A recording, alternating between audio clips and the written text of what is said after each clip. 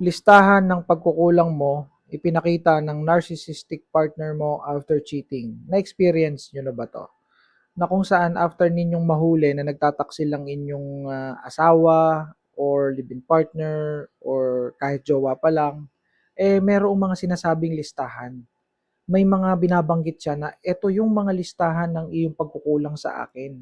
Ito yung mga listahan ng pagkukulang sa ating relasyon na kagagawan mo.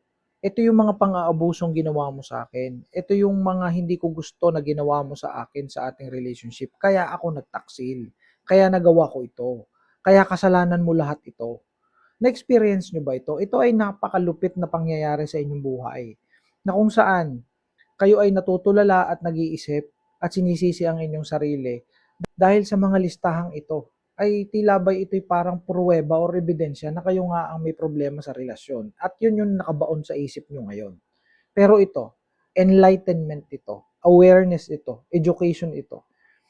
Ang mga gumagawa basically nito, hindi ko nilalahat pero ang gumagawa basically nito ay mga narcissistic partner or narcissistic ex ninyo.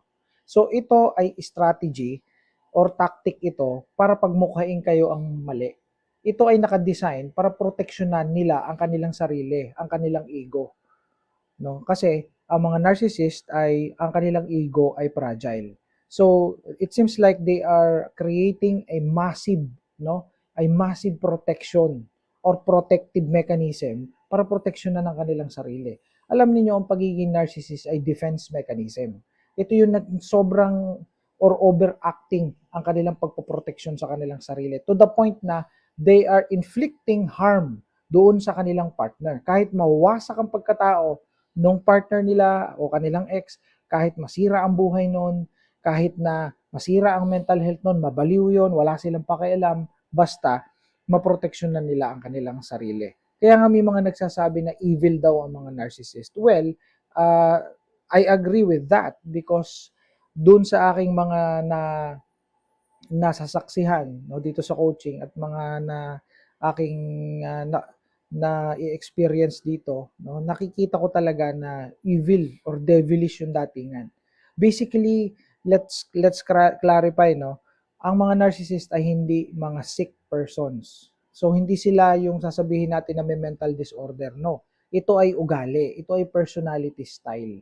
Ito ay nabuo simula nung or mula nung sila ay bata pa. So basically, this is from childhood trauma, abandonment, or kaya overindulgence, masyadong na-spoiled. So yan yung basic na nangyayari dyan. It's either abuse or kaya ay nasobrahan naman sa pag-aalaga, na-spoiled naman. So basically, yan yung nangyayari. Kailangan nauunawaan nyo ito. No? Na talagang ganito ang gagawin. So ito ay pambabaliktad. The reason why may listahan is because of the blame shifting. Nabe-blame na isisisi sa iyo 'yon. Kaya ikaw, 'wag mong sisihin ang sarili mo. Dahil sa relationship, it takes two to tango. Dalawa may kasalanan diyan. Basically, hindi yan kasalanan ng isa lang. So see you in my next content. Bye for now.